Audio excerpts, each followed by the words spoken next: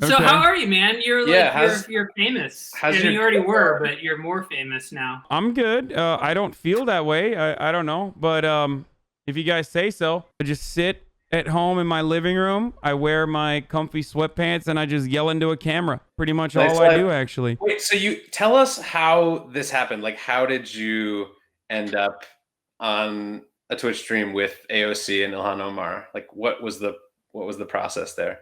So what happened is AOC tweeted out that she was interested in playing Among Us and potentially streaming it. And I saw that because someone immediately in my audience was like, "Oh my God, this is perfect. You know, she's gonna start Twitch streaming. This is your realm," and informed me. And I got excited and I was like, "All right, this is my opportunity." By the way, while I'm talking to you guys, I'm also trying to fix my stream real quick. Oh, So I and you apologize. definitely did leak the room link because there are now five other people trying to get onto the stream. I'm Well, not. I can't. They can't get on, but they're like in the waiting room. oh, great. Okay, that's perfect. And that makes me feel a little less bad that they can't get in at least. Yeah, I'm sorry, Poopy Diaper 420. You're not gonna make it on today, but I Oh, poopy appreciate you. diaper. Yeah, tell us about your night. Like, His did you name did you is think this was gonna Hassan. be as big as it was? I think it had what, like 420,000 So we got live viewers 400 at some and point. yeah, it got like 440,000 concurrent like at the peak on AOC side alone. I think I had like 60 at my peak and like Pokey had something around that too. So we definitely went over 500,000 concurrent viewers easily. And that is remarkable for any get out the vote initiative that you put together, let alone one that you put together in less than 24 hours, certainly. But beyond that, her viewership, her peak concurrent viewership actually broke the individual peak concurrent viewership as well, where she is the third most watched show. I think one of them was like Shroud's Return stream that had, I think that's number 2, and then Ninja with Drake is number 1. So she is now officially number 3 on individuals at That's amazing. yeah, it's crazy. I did not think that it would be this big. I thought we'd break like probably 200K or something like that. But it was really wild to see. I think that's a testament to how much of her audience is younger, and also how many people she can push to even a newer platform that they might not even be familiar with. Because not only is she famous, obviously, on the Twitch space, but she very clearly has enough fans that were willing, and I say fans, like, because obviously these aren't her constituents, right? um which is a crazy thing to say about a politician, and usually it's probably a cause for concern, but in the case of AOC, I appreciate it. I like that. It's not a bad thing at all, especially because I think she uses it for good. It struck me as kind of weird too, though, that so many people were surprised that it went well. Like I don't know. I mean, I feel like if you've watched one of her Instagram live videos or just like seen the way that like she conducts herself on the internet, that it's like it's like a second nature thing. And there's just like I mean, correct me if I'm wrong, but like if you go into it with like a good attitude, trying to like try some shit and be authentic, like it's not hard to fail in that sense, right? For her, and that's why I was surprised by people thought it was like it was going to be a disaster or something like that. Yeah, I honestly, I don't have a lot of experience like getting random people to stream for the first time ever, but it was beyond my expectations. Like I didn't expect the absolute worst, but this was, even if I thought this was going to be a good and easy process, I never thought it would be this successful. And a big chunk of that success is entirely on all the people that worked on the back end, whether it be my moderators, whether it be Aiden, who I mentioned, whether it be the Twitch people that were facilitating on the back end, making sure that like everything was running smoothly. And also AOC and Omar's like personal teams, like their social media management teams, and most importantly themselves. Like they were charismatic on camera. It was seamless. It actually made me a little jealous, because it reminded me of the first streams that I had on this platform, and they certainly were not as technically proficient, nor as entertaining, nor as interesting as what AOC and Ilhan Omar were able to put together. Yeah, I mean, Charlie and I were talking about this a little bit before you came on, but like, there have been politicians who have come on Twitch before, like who have been interviewed. Like, you know, Trump streams his rallies on Twitch. Like people have, you know, I think Matt Gaetz or like some other like gamer congressman has like come on and done like a, you know, a little appearance. But like, it felt very much like they were kind of tourists. Like they were just like dropping in to like, it's sort of like when they go, to a diner in Iowa to like eat the hot dogs and like shake the hand. It was like a very much like a drop-in situation. This felt different to me. It felt like, I don't know, like try to like help me understand what felt different about it. No, it was organic. It's like the difference between that in the Iowa race, the difference between like figuring out the price of corn or whatever they were talking about in Iowa. You know what I'm talking about? That viral clip from the debate. It's like the difference between Ridiculous. like the inauthentic talking point person versus someone who's with it in every sense of the word. And AOC is with it. This is what you wanted to be doing on Tuesday night. Like I think that's like what it comes down to. Like it wasn't an assignment. It was just like generally what she wanted to be doing and how she wanted to do it. Absolutely. I'm so curious. I want to ask you, because you are the expert on this, but like there have been people after, today after the stream last night saying like Twitch is the future of politics, and like this is a preview of what it's going to be like when like young people, get elected to Congress, and this is going to be like, the next big political platform. Do you think that's true? Do I think Twitch is going to be the next big political platform? I don't know. I don't think so. It's the most important part of Twitch. Like what makes Twitch great is the authenticity. Is the fact that you can't really fake it for 12 hours a day. Like I can't be someone different, someone that I'm not for 12 hours, especially when now there's 25,000 people who are like hyper focusing on every little mannerism and every little thing that I do. So they know when I have a bad day even. It would be impossible for someone to be inauthentic and brand friendly for an extended period of time. There are people who are able to do that, but no one would risk it. Like the reward is not there if you are trying to promote yourself, especially when the downsides are tremendous. You could get angry because you're constantly talking to someone. There's constant back and forth between you and chat. Someone could piss you off. You could have a bad day and then you slip up one time and it doesn't matter. All 12 hours of content, years and years of like working on progressive policies or like trying to advocate for progressive positions does not matter. With one slip up, you can throw everything away. And that's precisely why, for example, when the Washington Post wrote about the AOC, Ilhan Omar stream, the guy who wrote about it, who didn't even reach out to me for comment or anything, mentioned me and H Bomber guy as like the only two people that were kind of political. And the only thing that he decided to write in that circumstance about me was Hasan is only notable for his 9/11 comments. And that's really frustrating, but it comes with the territory. That's just how it is. And no one, I think, will take that risk. And if you don't take that risk, you're not going to grow on this platform.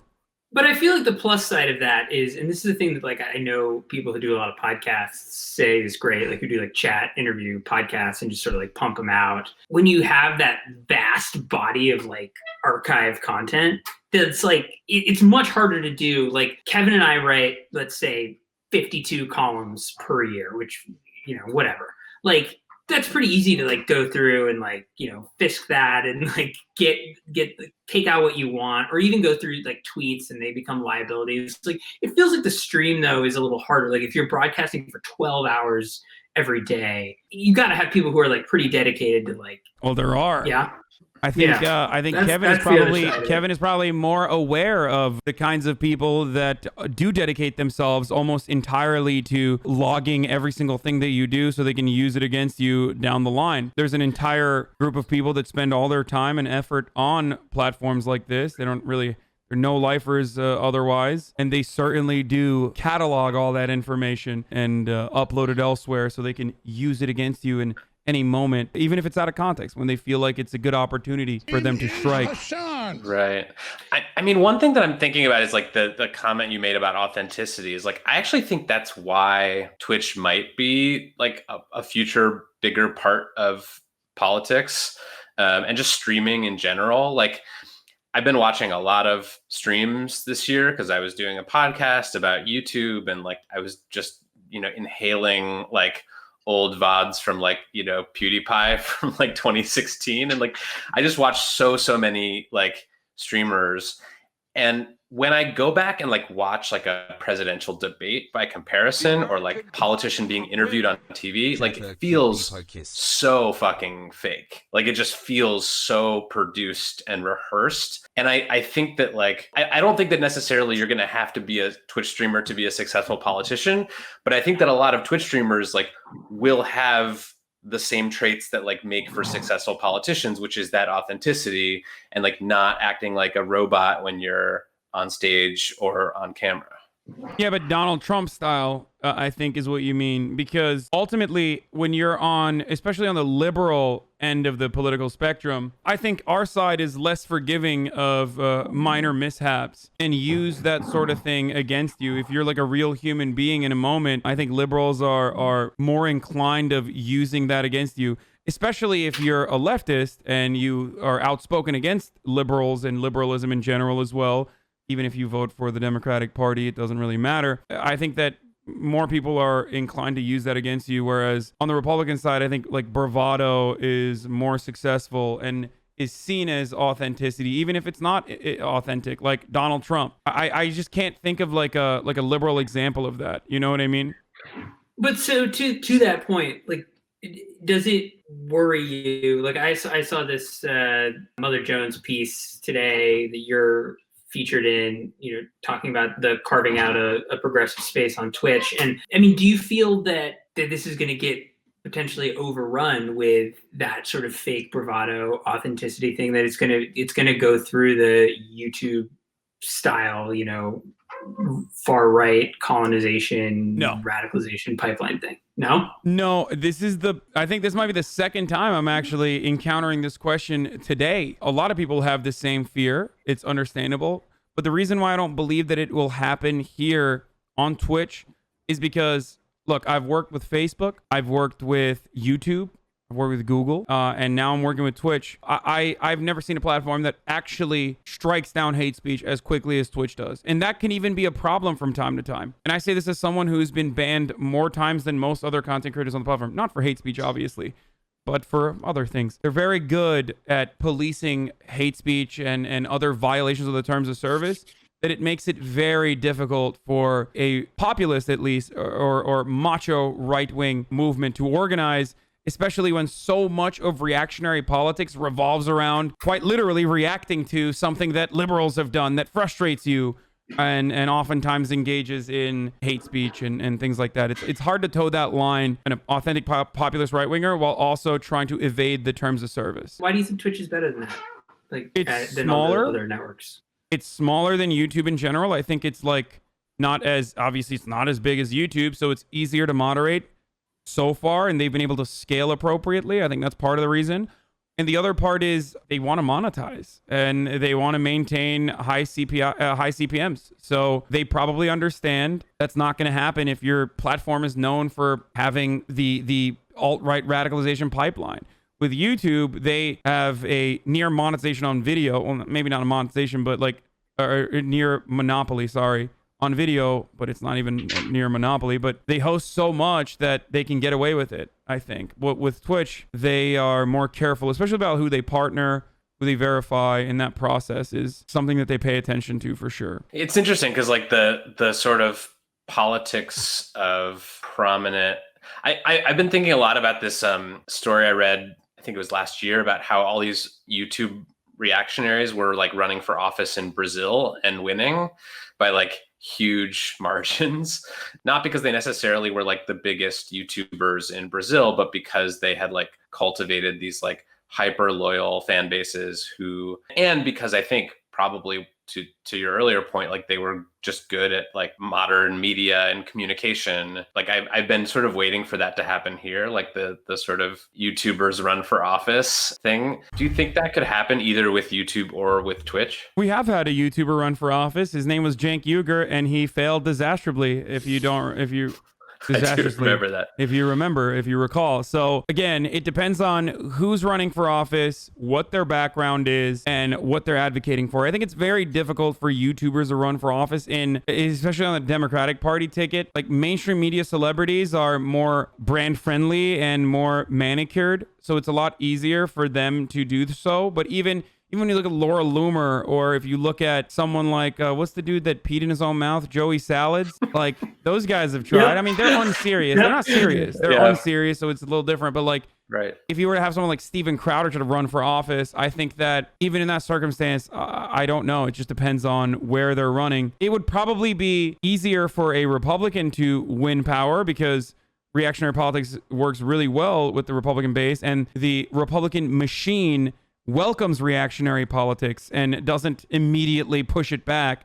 Whereas leftist populism is met with a lot of disdain on the liberal machine, and they will attack you, especially if you try to primary out an establishment Democrat or something like that. They will do everything they can. I will go so far as to, I mean, I love you guys' reporting, but I will say this. The New York Times did say Cenk Uygur was open-minded towards white supremacists because he debated David Duke and only took back that article. Well, didn't really like rescind or anything like that, but only wrote an additional line under the article saying like we corrected it because he was being sarcastic. There's actually something interesting in that broader theme, which is that like there is a thing with the media, with traditional media, of like being very afraid of just like, you know, having these big conversations or needing to foreground them in like really, you know, intense ways, or like, you know, having a salacious figure, or even just like debating somebody and needing to basically, you know, sandbag them in order to not come across as giving someone this big platform. And I think that there's a different situation going on with Twitch, with YouTube, with streamers in general, where it seems like there's a little more, like people are a little more game. Like it's obviously not, we don't want to like just, you know, like give any troll a platform, but I think that there's something there, like that willingness to be game and that sort of authenticity of, yeah, come on. And like, I don't know that I'm not going to play this like respect civility game with you, but like, well, we can, you know, yell at each other a little bit. That actually is really appealing to people in a way that like that the mainstream media is too afraid of. I hate that too, by the way. I legitimately hate that. I think it's really annoying. It works for, I would say, a fraction of the internet content creators. It works for them because they appeal to a very specific kind of people on the internet. And those people are the loudest voices. But I really despise that debate lord mentality. I would much rather captivate as large of an audience as possible by being as entertaining as possible, while also slowly but surely trying to de-radicalize them and trying to move them away from the psychotic things that they believe in. Now, having said that, though, there is definitely an audience for that. It's called blood sports. I'm sure you guys are somewhat familiar with it. It's dying out a little bit, but I think that really fosters a super toxic environment where every single conversation that you end up having with any person, your audience is expecting blood. They want you to like get after their throat, and you can never have like, you ironically can never have a productive conversation with anyone because everything is for easily snackable highlight reel moments, and it's all about like, it moves away from a conversation and turns into just an argument where I'm just trying to back you into a pseudo-intellectual corner that you can't really get out of, so that I can say this is your position and you have been outed. I mean, I was thinking about this too, because like I wrote a story last year about this kid who was radicalized, you know, in part through YouTube. He like went, you know, pretty far to the alt-right, and what actually brought him out was watching Destiny streams. I know who you're talking about. Yeah, I'm familiar. Yeah, and in particular, it was this stream where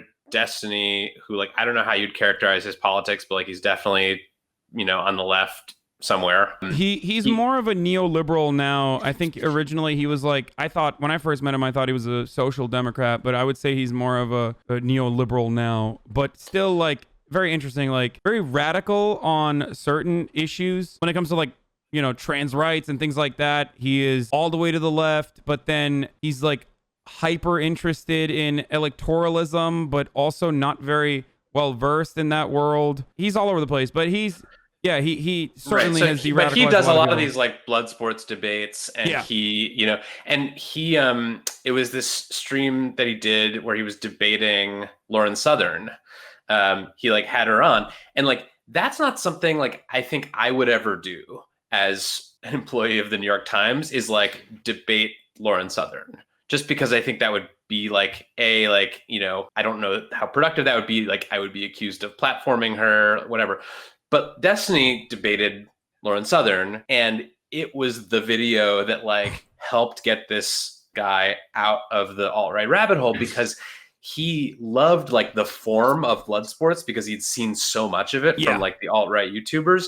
And so it was like he knew what to expect from that format. And instead of watching like Ben Shapiro owning some like gender studies major at Oberlin, he was watching Destiny own Lauren Southern, and it was really effective. So like, do you think that like part of de-radicalizing people has to involve like sort of mimicking the form of the things that got them radicalized? Different strokes for different folks. Certainly. That's why I said there is definitely a very loud minority of people on the internet that do love that kind of content. I think if I'm doing deprogramming as far as like de-radicalizing people from reactionary politics, another part of that de-radicalization for me is trying to get them away from that toxic blood sport mentality, that mentality that seeks out contentious conversations like that.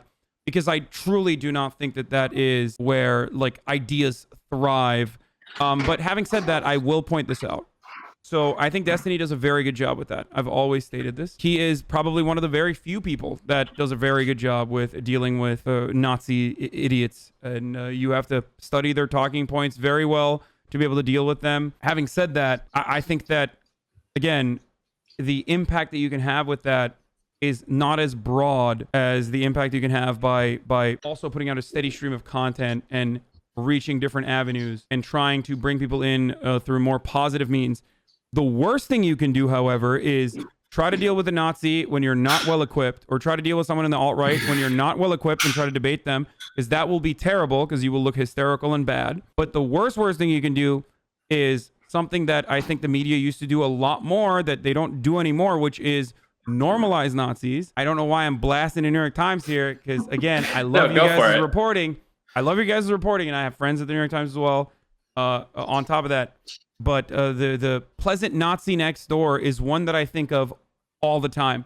I don't even know if Charlie was at the New York Times that time. I think he might have been at BuzzFeed back then. I wrote a column about how it was bad. Yeah. For BuzzFeed.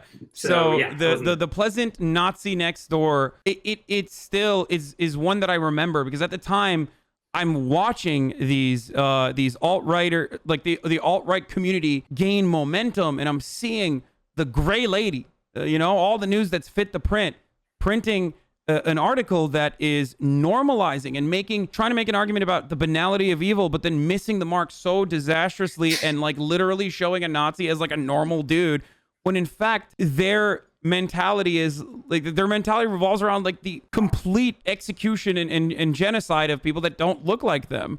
So that, I think, in a lot of ways, given the reach and the legitimacy that mainstream media outlets have, had the worst kind of impact. But they've moved away from that. New York Times has done incredible work. I think the daily Derek Black conversation is one I also will always recommend people, talking about how this ex-Nazi, talking about how like it was insane that Donald Trump said there were very fine people on both sides. So there's the good and the bad, but I think that the bad sometimes has really damaging outcomes because of the reach. So thinking of the Derek Black thing, like I read that book written about him, and reporting and thinking about de-radicalization like alongside Kevin for a while, and I feel like one way that it works is, yes, you have one of those like wake up moments, right, where you see something and it changes, fractures something in your mind. But I think a lot of the time it's like you have to have a bunch of people take a real overarching interest in you for a long time, and like kind of like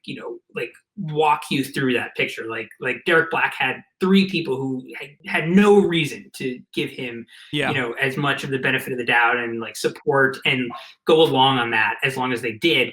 And over time, it rewired his worldview. But I think that's a thing where I want to get a sense of like your strategy when you're thinking about doing that in your own work, because I do think there's a way in which something like streaming 12 hours a day can help that along in ways that like, an article or even just like, a series of videos can't, because you can sort of like be with someone and be that presence over a long period of time, because it doesn't, like, de-radicalization doesn't seem to scale well at all. Yeah, I think you have to stop it wherever you can. I think that, like, I don't do this to de-radicalize Nazis. Right. That's not. There are probably people that are better at going after Nazis and you know, debating them or whatever. And then there's the 40-40-20 rule. 40% of your audience is already on your side. 40% of the opposition is on their side. But then there's a 20% in between that could be convinced otherwise, or maybe they're in the margins. I don't even know if that's all that successful ultimately. I really believe that anti-fascist action is infinitely more successful at stopping alt-right organizing on the internet than anything else. I might not agree with a lot of the stuff that from time to time that like Antifa does or whatever, but seriously, it is demonstrably more successful at stopping alt-right organizing. If you discontinue them putting bodies on the streets, if you stop the normalization of, you know, Nazi movements that are very deliberately trying to hide within reactionary movements, because there is a lot of alignment ideologically there, right? I think that is successful, outing that, pointing at that, and never stopping a pressure when it comes to pressuring Nazis. I think that sort of stuff is more successful. And you look at Charlottesville, and then you look at the year after Charlottesville, and you see it. You see it in their Unicorn Riot docs Discord servers, where like Unicorn Riot uncovered a lot of the communication where they were talking about how they can't do this anymore because they're fearful that they might be doxxed, and they're fearful that they might lose their jobs. And I think that has been more successful than any amount of, like, pushing them into far corners of the internet have been infinitely more successful than like trying to debate them and then win them over one Nazi at a time. But having said that, I still have much love for anyone who's trying to de-radicalize people, who are trying to pull them away and are doing anything they can to stop people, even if they turn ex-Nazis into annoying debate lord neoliberals on the internet like Destiny does.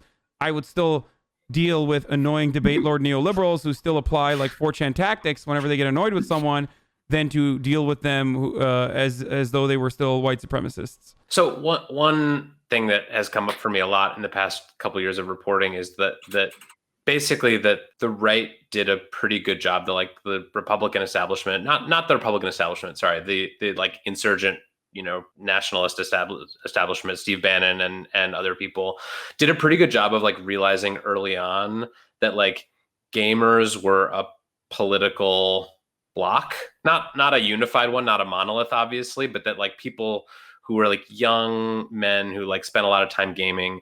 I think Steve Bannon said this explicitly, like if you could, you know, these people didn't necessarily have a lot going on, and if you could mobilize them and harness that energy, like you could potentially turn those people into Trump voters. Like, do you agree with that sort of narrative? And do you think there's a potential that like something similar could happen on the left? Right there. Devil's Bargain by Joshua Green. I don't know if you can see it, but yeah, what you're talking about is exactly what Joshua wrote about in regards to Steve Bannon and his time at Goldman Sachs, as he focused on making money off of WoW gold farmers. I think it was in like Korea or something. Yeah, it was in Korea. Where he understood the mind of a gamer and thought that this is a group of men that could be radicalized and used to your own advantage. Now, I don't know how crusty Steve Bannon, how effective he was personally, but there are definitely people like Milo that were able to make inroads and very specifically try to normalize fascist rhetoric in mainstream media. And I think mainstream media played a role by paying attention to people like Milo and not covering it accurately. Luckily, there are people like yourself, Kevin, who have done a good job pushing back against this nonsense. So, you know, I appreciate what you do. I appreciate what both of you guys do. It's just about good journalism. And I think that we really, in the media, we really missed the mark for a very long time. But now do you think there could be a movement on the left that sort of harnesses the energy uses the kind of language of gaming and streaming and like internet culture to mobilize people for the left? Yes, that's precisely what I'm doing here. That's precisely my goal. I want leftist coalition building more than anything else, and that is what I very openly state my purpose is and what my interest is. The problem, however, with the comparison of like grassroots organizing on the left versus astroturfing on the right is that capital accumulation makes it so much easier, or the concentration of wealth and power makes it so much easier for right-wing billionaires to just like dump funds into even random race realist dudes like what's his name, JP Garepi or whatever, not even important enough to mention, but like Jeffrey Epstein gave him $60,000. There are so many right-wing YouTubers that can get funds very easily through right-wing think tanks. They hug these reactionaries. Whereas on the left, I'm not going to have another. There's only one Pierre Omidyar. You know what I mean? It's not like George Soros is out here being like, oh, you think billionaires are a policy failure? Here, take $100,000 and preach that to as many people as possible. So we have to build it on our own. If we want to do mutual aid, or if you want to build a network, or if you want to make leftist organizing sexy, I guess, or if you want to market that with the current way the capital works, you have to build that legitimacy and power for yourself on your own and then move on from there. I understand the frustration there in the asymmetry, but it also feels like it's much more sustainable that way because it's coalitions that are being built. Like I don't know, there's something that you can see with like the right wing funding and media ecosystem that these things like they pop up and there's not like they don't respect the audience. They're not really trying to cultivate it in any sense other than to use it for some purpose.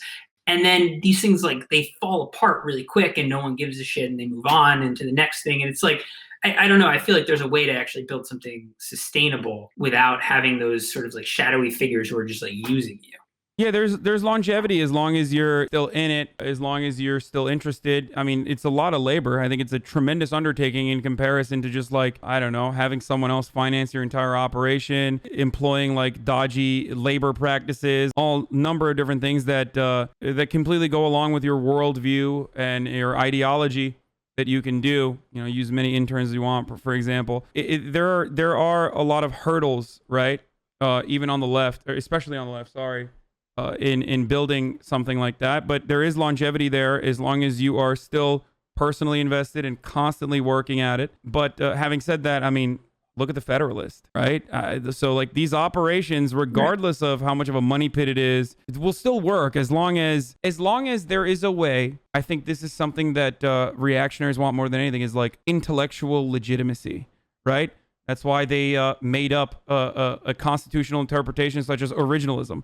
I think it's bullshit. That's like, it's the same concept. It's just applying an intellectual patina to reactionary politics. This is what they do all the time. They do it with the interpretation of the Constitution. They do it with right-wing think tanks. They do it with right-wing media outlets that they hope make their perspective and their point of view legitimate. So they have an endless amount of cash that they will constantly funnel to all of those avenues because they just have an endless amount of cash, pretty much. So it's a lot easier for them to continue operating in these circles as long as liberals are willing and able to allow them to attend the same cocktail parties.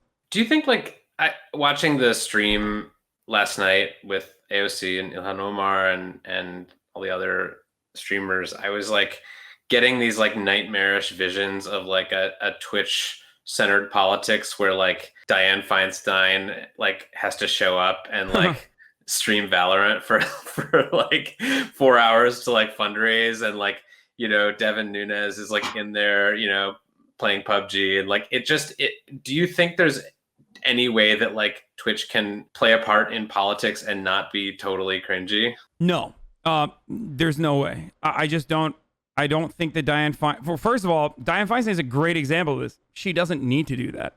And not only is she 800 years old, but also she literally doesn't need to do that regardless. Even if she was 60 years old, she wouldn't need to do that. Safe District has the same like funders no matter what, comfortable for the rest of her tenure, which I think this is probably going to be her last cycle, I assume. But these people don't need to do that at all.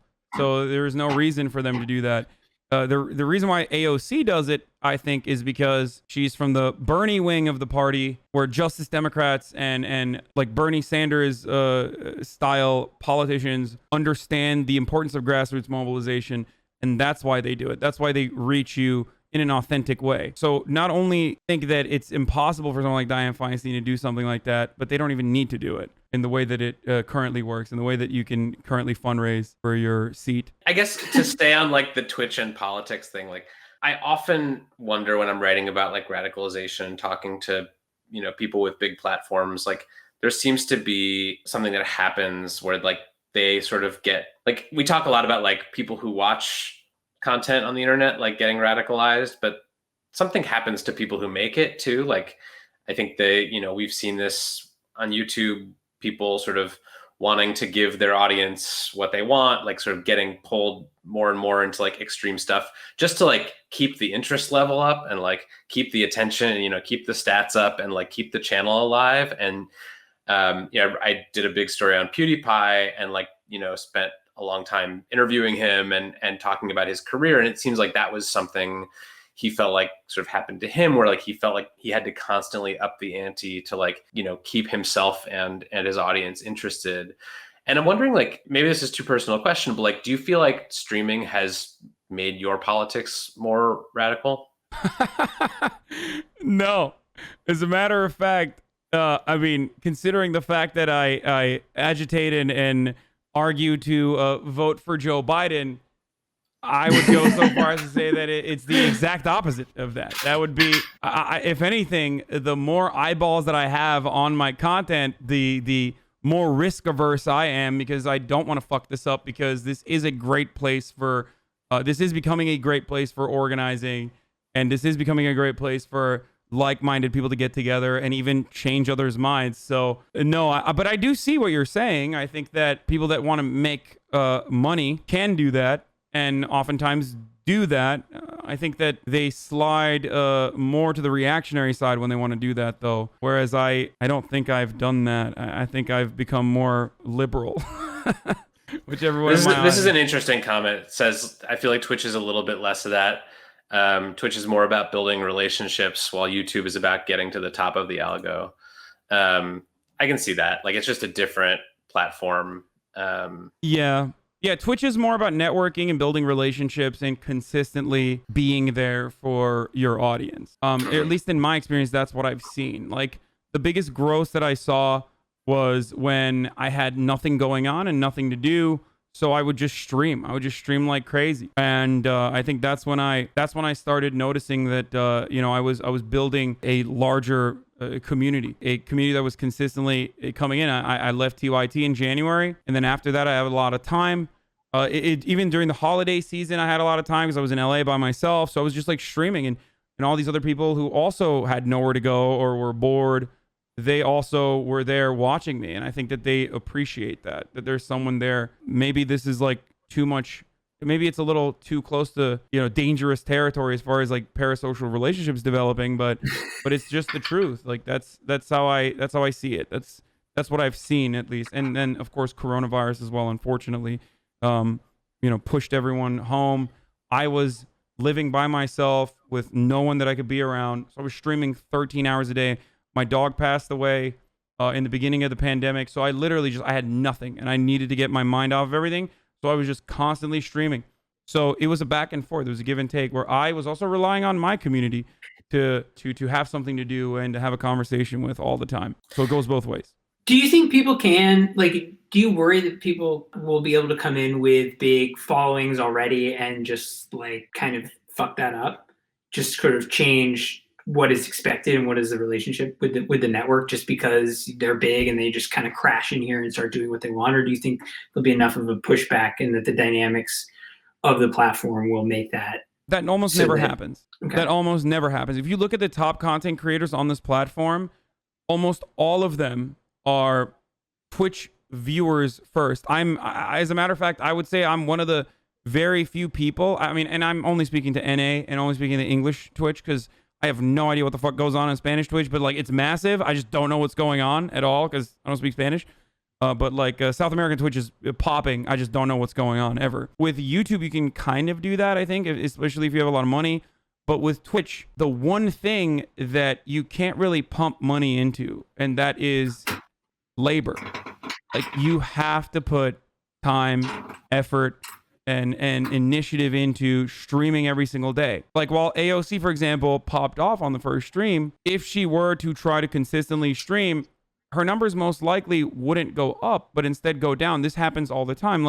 One-off experiments with larger celebrities or whatever coming onto the platform always end with their view counts tanking after the third time that they're streaming, because it's just a novelty that gets them to be gigantic on the first stream. Yeah, it's like people who start a newsletter and they send like 4 of them, and then they're like, "I'm taking a hiatus." Yeah. This is hard. This sucks. I mean, I guess I'm sort of curious to that point. Like Charlie and I, like we're not trying to be professional Twitch streamers. I don't know about you. I don't want to speak for you, Charlie, but like I have a job. I like my job, but I also really like doing this. I want to be better at it. Like I don't have like an ideological goal here. I think this is an interesting platform, and I am a gamer and I am a stream watcher, and I want to just play around and see what's possible here. Like, how do you think journalists like us should be using Twitch? Yeah, how do we do this? Is my last chopper out, by the way. So Kevin, you might want I want to send. So help. Okay. Like, how should journalists utilize Twitch? I mean, I don't know. You guys specifically us. Okay. Well, yeah. listen, Like, how should we try to make this shit work, dude? I mean, look, I'm someone in the media as well. I'm a commentator. I'm not a journalist, but you have access to an unlimited supply of like crowdsourced information at the touch of your fingertips, as long as you can build a community. Like, I rely heavily on my chat. I say this all the time. Like, I would be nothing. I would just be a random dude yelling at his wall every day if it wasn't for the people that watch me every day, the people that tune in. And I work on that relationship. I unlike most other streamers, I talk to them every day. I recognize individual names, even in 22,000 people in the sea of comments. Like, I know who I can trust. I know what their backgrounds are. And a lot of times, like, there are people that I absolutely have a back and forth conversation with consistently. And there are so many people that also have similar opinions that we together reach a much larger part of the internet than it is impossible for me to do on my own. You can build a network of people that can funnel you information about every single thing that's going on immediately. As a journalist, I think that would be really useful as a resource. Obviously, you'd have to vet differently, but it's a good entry point for you, for people to at least like push you in the right direction and point you in the right direction. That's one thing you can definitely do. What about like interviewing people? Like, should we be getting? Someone says in chat, we need to be teaming up and streaming Animal Crossing with Harry Reid and Amy McGrath. Yeah, that's next week. Tune in next week. Yeah, we'll bring him to the island. No, but like, what do you think we can do on Twitch that we can't do on YouTube or Twitter or any of the other places we're putting stuff? What can you do on Twitch that you can't do on Twitter? I mean, I guess, like, I don't know. I like, it's all about having a community that you can engage with. That's the big difference here. It's just interacting with people on the internet. You can get a much better understanding of the culture behind like gaming when you're constantly interacting with people that do that. What I do is, of course, like, I also react to certain stuff. Like, this is something that you can do as well, like live react to documentaries and whatnot. Don't get popped. I have been banned off the platform before for watching a Michael Moore documentary in the past because there was a little bit of gore there, but that's something you can do. And that's one way, because like, I think it's unique. Like, you guys are respected journalists, right? Charlie literally asked Bernie Sanders if he has Amazon Prime or not, right? Wasn't that you, Charlie? That was iconic. Yeah. We wouldn't know if it wasn't for me, man. We wouldn't know. So like, that's, you can bring that to, you can bring insight into a previously unknown area as influencers, technically influencer journalists, I guess. You know what I mean? Yeah, I mean, I've thought about like all kinds of.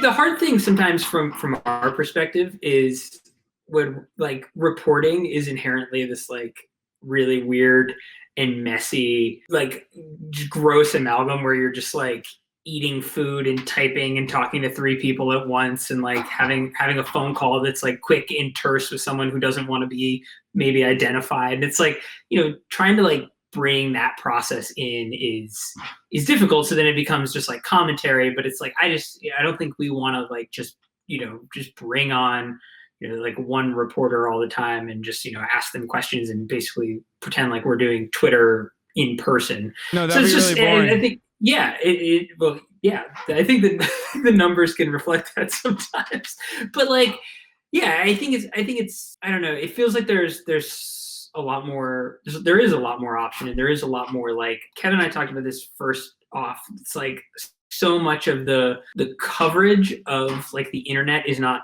of the internet at all. Like it's just this separate sort of siloed thing, and it's like trying to talk about it while being a part Right. of It's it. like people are sending like reporters are sending like postcards back from this like place, this like exotic place called the internet. It's not like, I don't know. And I guess, I don't know. Oh, I know. Trying to change that, maybe. Well, the best thing you can do is embed yourself in the space, right? Like that's what you do when you're on here all the time. Like you're embedding yourself in the culture. I don't know how many people like come into your broadcast, but I'm sure after this, like whenever you go live, I'm sure people will like tune in, check it out, see what you guys are up to. The problem is consistency. Like you have to do it consistently. You have to do it. This is the advice I give everybody.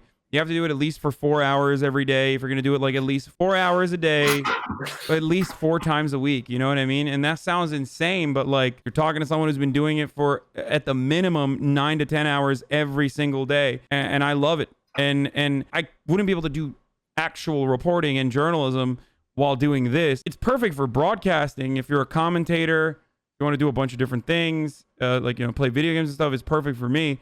Not necessarily perfect for someone who's like a legitimate journalist. Like I'm pretty much an AM radio host, like a conservative talk show host. I'm like Rush Limbaugh, but a leftist for Gen Z and millennials. So what I'm doing is not necessarily new. It's just on a new medium, right? But it's not something you can do really. Unless you had an IRL backpack and you were going out and doing what Donnie O'Sullivan at CNN, he's been doing a lot of good work now. Yeah, I met him at the Save the Children rally, where I also went undercover as Hank Parker and talked to all these brave patriots. I don't know if you guys saw that video or not. Has that been on your channel yet? Yeah, that was on my YouTube. It's like a 14-minute video or something. It's like a 3-hour stream, and it was awesome. I loved it. I had so much fun doing it, even though I'm still worried like I might get corona if I do it again. But that's something you could do. Obviously not as like a persona, but like as someone from the New York Times. But even then, you're delegitimizing yourself a little bit. Like you got to put yourself in an embarrassing situation if you want to be successful. And you can't really do that and also maintain your integrity as a journalist at the New York Times if you're gonna, if you're gonna be running around with a camera being like, so what's up with these kids? Like, what's going on? Are you saving the kids? Like, you know what I mean? Well, no, but what you're describing though is also reporting. Like I mean, maybe not running around necessarily with a camera and like trying to do it like optimizing for entertainment value, but at the same time, just like journalism is often being like the dumbest person in the room, like asking the dumbest questions of people, like so that they tell you something interesting. I mean, again, I'm the guy who had to like ask Bernie Sanders if he had apps on his phone, like but like you ask. Yeah, we debase ourselves constantly. Yeah, that's how this works. That's how you end up getting a lot of this stuff is just like being for sure. really. I mean, you could do that. Like you could do the straightforward coverage like that for sure. That's something you could do. It's a little bit. It requires more technical proficiency. You have to get an IRL backpack, stuff like that. But if you had that, you could literally go out and do on-the-ground reporting. That could also make for really good content that the New York Times could host. And I think your video division's pretty good. There's some really good stuff that you guys put out, but they're rarely ever on the ground. But you can't do it with an actual film crew is what I'm saying, because it's not the same. If it's just you two running around with an IRL backpack asking questions to people, it's entirely different. I don't know if they would allow you to do that. I don't know if this is even affiliated with the New York Times or not, but that's one thing. Yeah, this is not like, it's pretty standard too. Like when we've both done the sort of like bigger sort of like production video thing versus going out and reporting it. It's obviously, it changes the entire dynamic when you have somebody like a light or a camera or something. Like it's not authentic. It's not, and it changes the reactions of like the people involved. You just don't really get it. Yeah, no, it can't be. I mean, look, I do it for entertainment value because I love reactionaries. I feel at home when I'm around them because like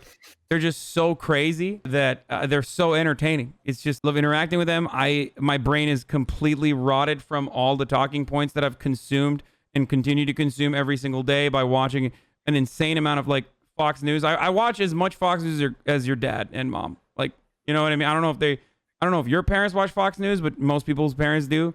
I watch more Fox News than they do. I love their talking points, so I love LARPing as a conservative and getting into those circles and like getting them to just be as honest as possible on camera because they think that they're talking to like a QAnon guy. And if you go and watch that YouTube video that I did, like you'll see that they just have the most entertaining and most interesting point of view on the world. I'm actually a little worried about that. So the other day, like the way in which we've all become addicted to this type of reactionary politics, but also just like the outrageousness, like the ridiculousness of the last 5-6 years. Like when there was the example I'll give is there were the dueling town halls last week, and like so many people in my universe were like, yeah, I'm going to watch the Trump one. Like the Biden one's going to be boring. Yeah. And it's just like, it just makes you think like, oh, like shit. Like, and I'm not even necessarily talking about like from the media standpoint of like, you know, is Trump a good story? Do you like, you know, are they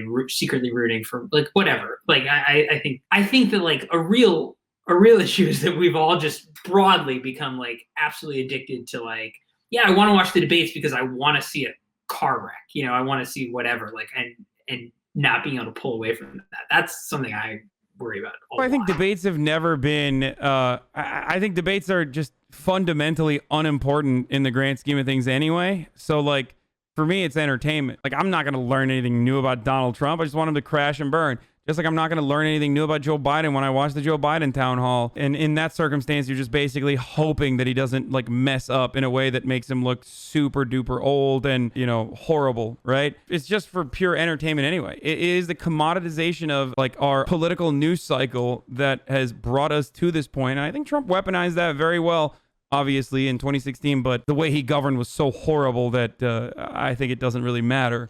And it's not really sticking this time around. Yeah, I mean, I had the opposite experience, which is I watched part of the Biden town hall, and it was like, to your point, Charlie, I was feeling this like sensation of like boredom that I hadn't, but it wasn't like an unpleasant sensation of boredom. It was like I'm watching TV. No, it's not. And a politician's talking, and you know they're going into some arcane talking point. And like, it was so novel, like my dopamine, I could like feel my dopamine receptors, like trying to like latch on to something and like failing. And it was just like, I had to just sit there and like be bored. And it's something that I don't think like I'm very good at anymore. Cause I, like a lot of other people, am like sort of addicted to like the, you know, the escalating like conflict and blood sport of it all. I don't know, like if we can ever like lower that or go back, maybe, I don't know. Well, Hasan, let me ask you, like, are you concerned what might happen to just like a general politics audience, like a broader audience, if politics becomes a little more boring, if, you know, if things go one way in a couple of weeks? Like, are you worried that people are going to be like, I don't want to spend my time talking or dealing with this because like I can ignore it? Probably. But here's the thing. I didn't get to the point I got to on Twitch by accident. Like, sure, it was an emerging platform that I was in the right place in the right time. There was definitely luck involved. But the reason why, unlike any other like political streamer or anyone near that before, the reason why I was able to build an audience like this and build a community like this is because I understand. And this is something I told people I used to train at the Young Turks when I used to work there. Not on camera, but as a like an advertisement operations guy, as a biz dev guy there. It's the Bruce Lee quote. Like, you have to be like water. If you're going to survive on the internet, you have to be like water. You can never be static. You have to be super fluid and always be moving, always change stuff, always analyze data, always look to new avenues, always make things more interesting. And there's a way to do that, as Kevin pointed out, by being more and more reactionary, I guess, and make like why I left the left videos. But ultimately, that's going to dry out. You're going to run out of things to say. What I do instead is I watch reality TV with my audience. I play video games. I look at memes on the internet. And there's always a place for, luckily for me, I guess, or unlucky for the overall American Overton window of politics, there's always a space for a young leftist to talk about their point of view, because it is not represented at all in mainstream media. Like, what do we got? We got Chris Hayes, who's like on MSNBC, who's like the closest to the left, like a European style social democrat, maybe. I mean, it's not, there isn't really anything out there. So people naturally search for that. They look for that. Right. And I guess I'm wondering if like the be like water is like, I mean, that's obviously good advice for content creators on the internet, right? Like things that are boring, things that don't change, things that, aren't surprising. Like that's like the death of your channel or your feed or whatever. I guess I'm just like wondering like about whether we could ever be something other than water in politics, like outside of the internet, or whether that's even a meaningful distinction anymore. Do you know what I mean? Like I was thinking to myself while watching the Biden town hall that like maybe you should be making ads where like it's like a day in the life under the Joe Biden presidency, and like, it starts off and like you get out of bed and you check your phone and like nothing has happened, and like there's been no blow up, like there's been no drama, like no one said anything crazy. You like put your phone down, you like go make breakfast with your kids and like send them off to school, and then you like go read a book or like something that is like less stimulating. Do you think there's like any everyone is appetite calling for that? you a liberal? 20,000 people are calling you a liberal in my chat right now because that is some extreme lib shit. I'm sorry. Because dude, that it doesn't end. It like that doesn't happen. That's not a real thing. We were agitating more representative politics and for social democracy and fighting against the Democratic establishment under the Bush era. Cenk did this very successfully. Now he's a little bit old and a little out of touch, but like that's not going to stop. The struggle always continues. American Democratic Party isn't going to turn around and magically become one with the working class, no matter how much Joe Biden now portrays himself as the Scranton guy running up against, Wall Street's very own Donald Trump.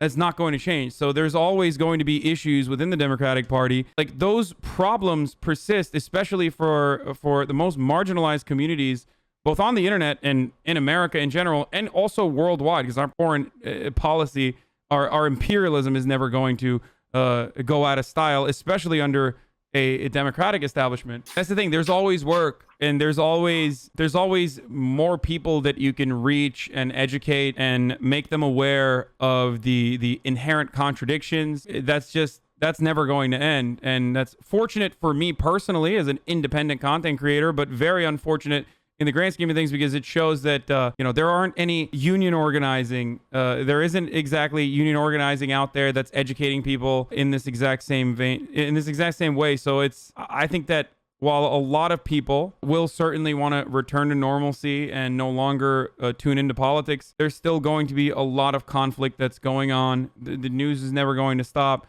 And as far as like being entertaining consistently, like I don't have to dance around and embarrass myself. I mean, the greatest example I can give you is Jon Stewart.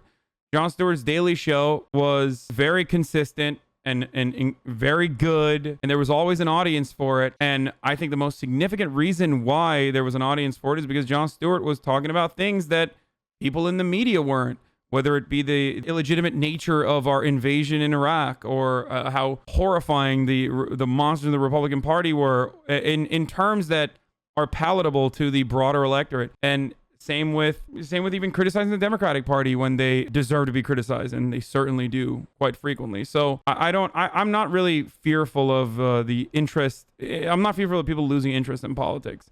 I mean, who knows how many people are going to watch me tomorrow night when I'm watching the debate? Probably, I assume 100,000, maybe 200,000 people concurrent will probably tune in. 125,000 tuned in for the first debate. But do I think that that's the audience that I'm going to keep having after the election? No, but it doesn't really matter. There will still be a place for, there's an ever-growing community, and there will still be a place where people can come and tune in and learn more about the news and my perspective. It also seems too, we can't necessarily put this back in the box. Like even if we're not getting the dopamine thing, like I think a lot of, I mean, especially people who become hyper focused on this, like it's pretty hard to just like let that go, regardless of what happens. Like even if there is sort of like a decrease in sort of like steam, the tension, like a little bit of a release valve. But I don't know. I mean, I feel like the sort of, even just like, to be cynical about it, like the political hobbyism of it, like it's a hobby for people. It's a thing to do. I mean, I look at like my father during the pandemic got like really into like cable news and a lot of like like following politics because he was someone who channeled that energy into sports, and sports went away for a while, and like sports came back, and he was like, this is actually, I'm more into this now. So I don't think we're gonna get that. I don't think we're gonna get that back. Or at least not easily. So yeah, no, you're certainly right. I think like a lot of people do hold on to it because they hate Donald Trump, and that's like the team is like hating Donald Trump, and that will probably go away if Joe Biden does become president. But the problems won't go away, and I think that there are a lot of people who are becoming more and more aware of these sorts of things. And every single time that something important happens, I'm still going to be here covering it.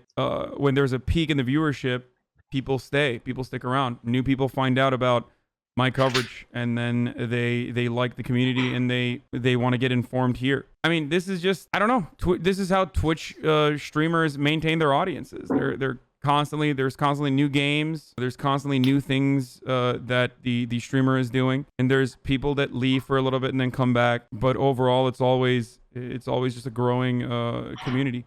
I like that there are people in our chat right now saying that they're scaring Kevin and I just want those people to know that we deal with a lot of way worse shit. Yeah, this is not our first rodeo. Wait, what are they? I don't know what they're saying. I'll ban them if they're being fucking annoying. No, they're fine.